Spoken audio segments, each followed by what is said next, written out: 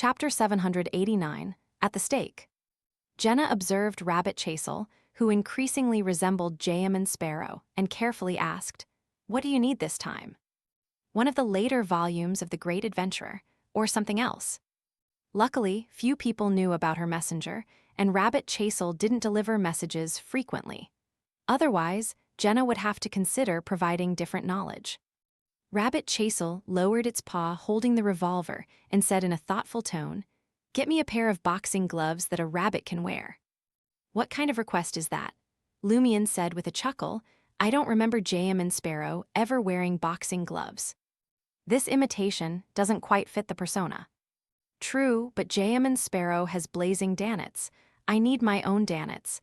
I want to develop one in our community," Rabbit Chasel explained earnestly. "Danets uses boxing gloves." For a moment, Franca, Jenna, and Lumion didn't know how to respond. After several seconds, Jenna nodded and said, "I'll have a pair custom-made for you. Normal rabbit of knowledge size, not your size." "That's right." Rabbit Chasel raised its right hand, blew on the small revolver's muzzle, satisfied. "But this gesture isn't fitting for the current scene." Franca noticed that Rabbit Chasel was still an immature rabbit of knowledge, mimicking and repeating much without truly mastering it. In the darkness of Banamo Port, only a few street lamps with candles flickered. Pirates gathered in bars, drinking heavily or going upstairs with women, enjoying pleasures unavailable at sea. With the Nuins gone and the unknown adventurer disappeared, the pirates gradually put the incident behind them. After all, everyone felt embarrassed. No one would ridicule another. As pirates, they knew they might die in a storm, during a robbery, or in a mutiny on their next voyage. Dwelling on past problems was meaningless. Indulging in the present was the only option. Of course, they also talked about the unknown adventurer's strength and what had happened inside the Nuins, wondering why Admiral Deep Sea fled in such a hurry. "I think that adventurer was waiting for Admiral Deep Sea. Does he want to recreate Jayaman Sparrow's great feats?" "Pewee son of a bitch, what great feats? We're pirates." "He succeeded but didn't completely succeed. He defeated Admiral Deep Sea but let him escape." "Is he close to the power of the kings?" "What's happening on the sea? Every so often, a powerful adventurer appears. There was that Louis Berry before, too." Disguised as a non-pirate, Mason mingled in several bars, listening to the pirates discuss recent events, hoping they'd start a fight. On his way to the next bar, Mason turned into a quieter alley and saw a figure standing ahead, seemingly waiting for him. The figure had black hair and blue eyes, with sharp features and a handsome face. It was the same unknown adventurer who had challenged all the pirates in Banamo Port and forced Admiral Deep Sea to flee. Mason suddenly heard his heart pounding and blurted out, "I'm not a pirate." Lumion strolled forward and smiled. "I have a task for you." Hearing this, Mason relaxed a bit and carefully said, "What can I do for you? I'm not sure if my abilities can meet your needs." He feared that while completing the task might be easy, the aftermath could be problematic. Pirates might hack him to pieces once the adventurer left. Lumion said bluntly, "It's a simple and secret task. Keep an eye on Banamo Port. As soon as the Nuins returns or you spot Great Shark Yerg and his men, summon my messenger immediately." Hearing messenger, Mason was suddenly struck by a thought. He remembered his last task, summoning a terrifying messenger through a ritual. Unable to control his expression, Mason asked in slight terror, "Are you Lumion Lee, sir?" "The master of that terrifying messenger." "Perceptive," Lumion replied, not too sincerely. Mason connected the recent events in his mind. Was the Ria-I purpose of that task to bring Lumion Lee to Banamo Port? And Lumion Lee's goal was to deal with Admiral Deep Sea, Hal Constantine, for the lost Nuins. My spiritual intuition was partly correct. The ritual indeed brought something bad to Banamo Port, though it didn't turn into a catastrophe. Lumion continued, "The payment is 5,000 Verl d'Or.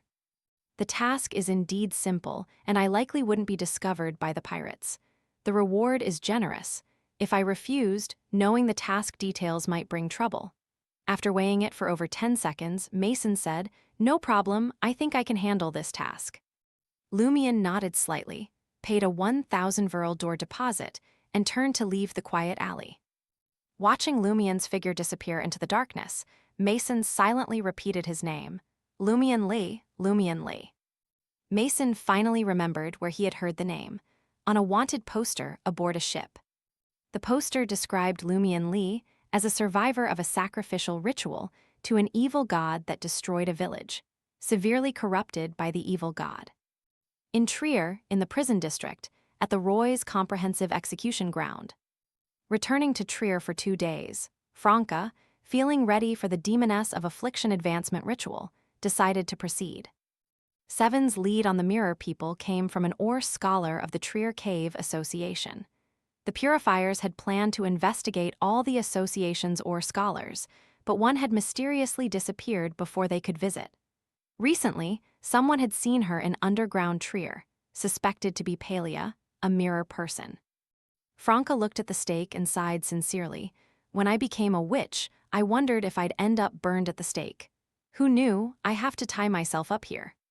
As she spoke, she took out the brown-red wooden suitcase, given by Demoness of Black Claris from the traveler's bag, and unlocked the metal clasp.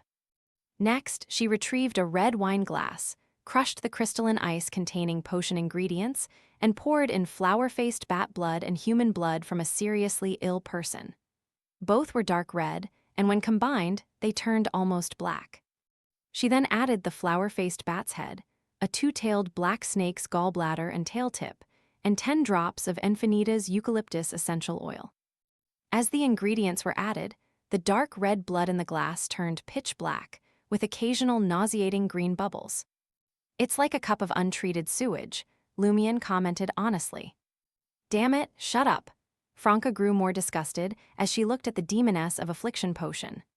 She handed the potion to Lumien and lightly jumped onto the stake, tying herself up with Jenna's help. During this, Franca muttered, "Damn, this feels so weird." She adjusted her mindset for several seconds and nodded to Lumien, "I'm ready." Lumien handed the potion to Jenna and extended his right palm.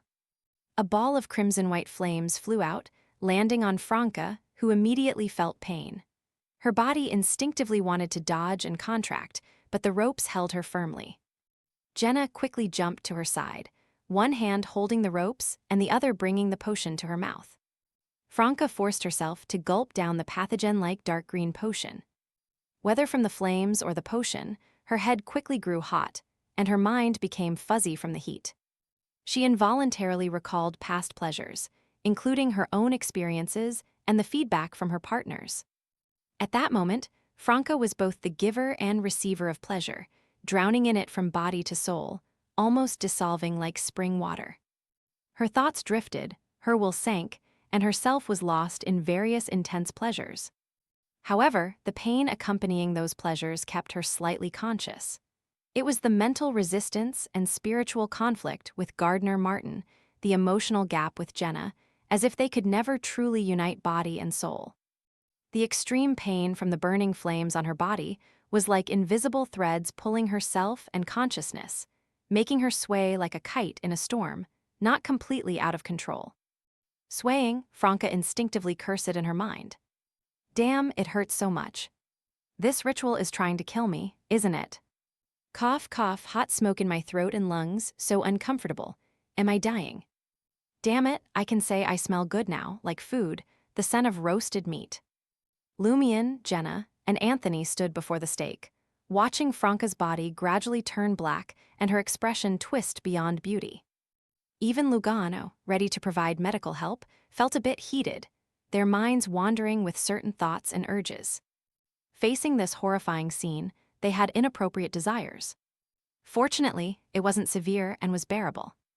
After several more seconds, the crimson flames on Franca's body turned pitch black, then into crystalline ice shards, falling off in pieces.